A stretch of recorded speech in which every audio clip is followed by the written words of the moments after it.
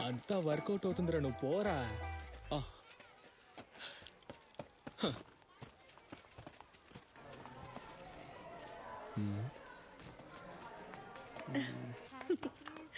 Happy Christmas to all. Happy Christmas. మీ అందరికి happy Christmas.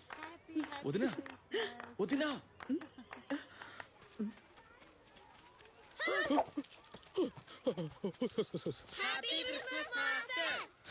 Happy Christmas. వెళ్ళండి వెళ్ళండి, క్లాసిక్ వెళ్ళండి వెళ్ళండి. భయపడుతున్నారు హుస్సు హుస్సు అని.